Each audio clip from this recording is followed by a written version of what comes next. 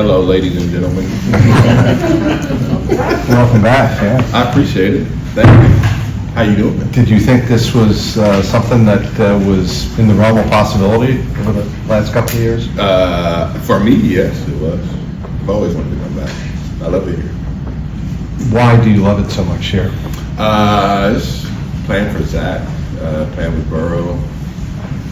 It's just, for me, it's a great place to be. So the decision to go to Denver, was that financially driven, was that opportunity driven, or a combination? I think a combination of both.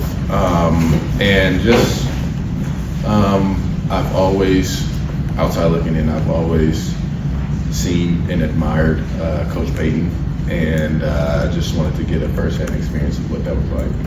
What was that like? It was interesting. It was definitely interesting. I'll leave it at that.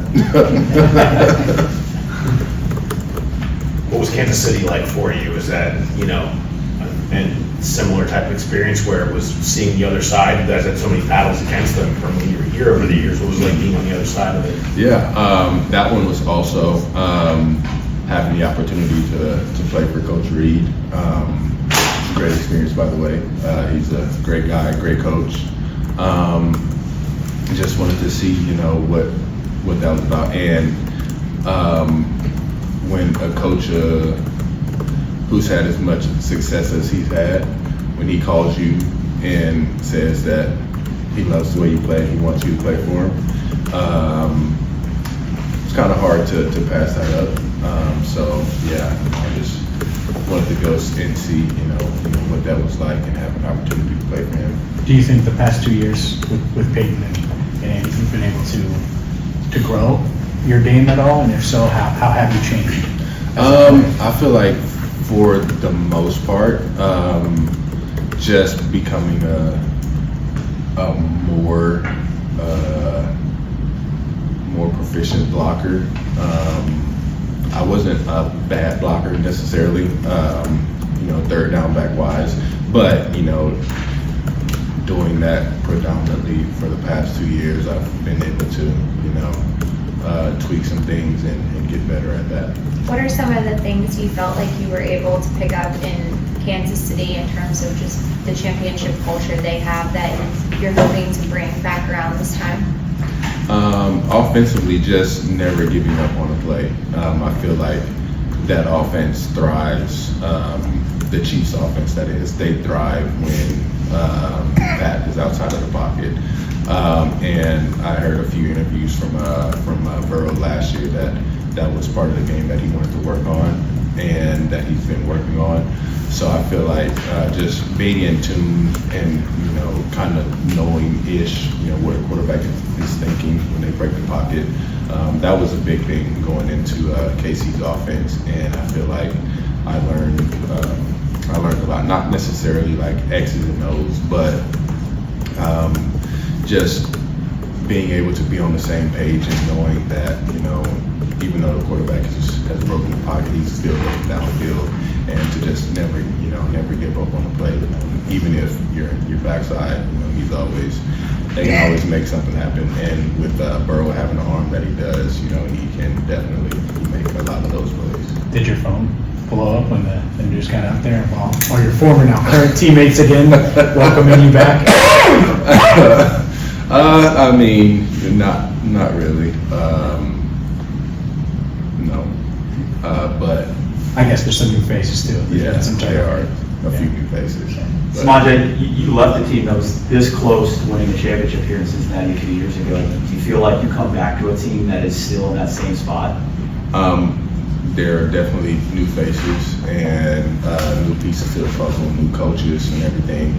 But I feel like if we, do what we have to do, keep our heads down, we continue to grind, then I feel like, yes, we have a very good chance because, there's back in 2021, 2022, there was nothing groundbreaking that we did. We just kept our heads down, continued to work, and we just took it a week at a time. So I feel like if we do that, starting, whenever we come back, then I feel like we have a pretty good chance. Why do you think your skill set's such a good fit here? Why do you think your skill set is such a good fit here? Oh, I couldn't tell you. I don't like talking about my skill set. I don't think I have any. What's the most unique thing about being a running back in this offense, given how it functions and how pass heavy it is? What's the biggest thing about being a successful running back in the way that Zach likes to play? Knowing how to block and catch. It's simple. I mean, that's really what it comes down to. You have to block and protect Burrow, and if he needs you to, catch the ball, make sure that you can catch the ball, and you'll be all right. Do you know anything about Chase Brown? Have you ever met him before? Or anything like Never that? met him. Heard great things about him, but never met him. Were you keeping tabs on, the offense last year, the year that Joe was having, and was that kind of, as you were looking back in the offseason, did that kind of spark all this up to get back here?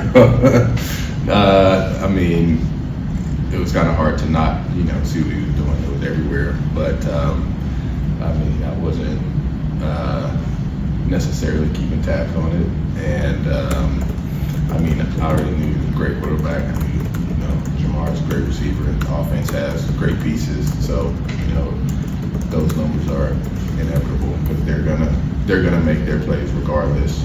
But I mean, Burrow as a person and a player is part of the reason why I came back, not just what he did last year, if that makes sense.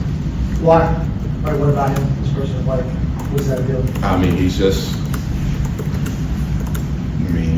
direct, straightforward, not a lot of BS. He's gonna tell you, what he thinks he wants you to do, and how he thinks he sees this, and he's just easy to communicate with. He's not a big ego guy. He's not someone that you can't approach if you see something different. He's just a very easygoing, approachable, but confident guy, and that's who I really want to play with. This will be your age 30 season. You'll turn 30 in September. There's a bit of a stigma at your position at that age. What are your thoughts on a 30-year-old running back and what you can still do?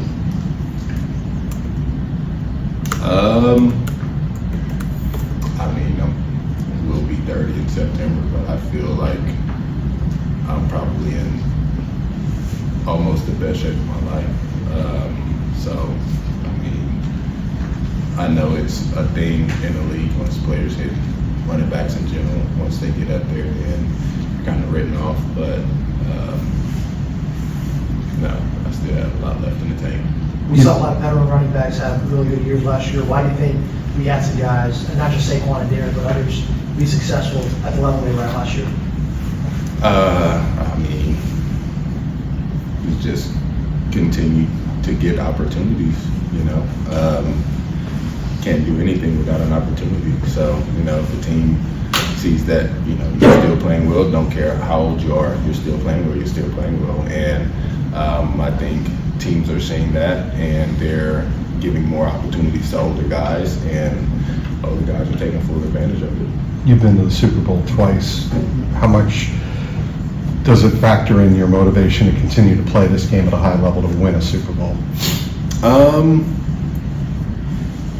To be honest with you, obviously, everyone wants to win a Super Bowl. Super Bowl would be great to add to my, football career, but I don't think it's a driving factor for me. I just think that just going out every day and just having fun. I still love the game. I still have fun, on a day-to-day grind. So I think that's really what it is, just to see, how far I can go personally to continue to push myself to play at a high level. I feel like that above anything is the motivating factor for me. Is there a commonality having played with both Patrick and Joe that makes something those guys both have in common that makes them suicidal? I really think it's just their attention to detail. Obviously, being a quarterback, you have to know what everyone's doing, what everyone has, the coverages and all of that. But just the little nuances in, hey, what are they doing in this coverage? And, what does the back have? All of this stuff. It's all technical stuff that's outside of my realm of comprehension. But just their general, attention to detail and how meticulous they are about their day. I feel like that's something that, you know, that gives them a certain edge, I guess you could say. Good? Thanks, Samaje. Thank you. Welcome back.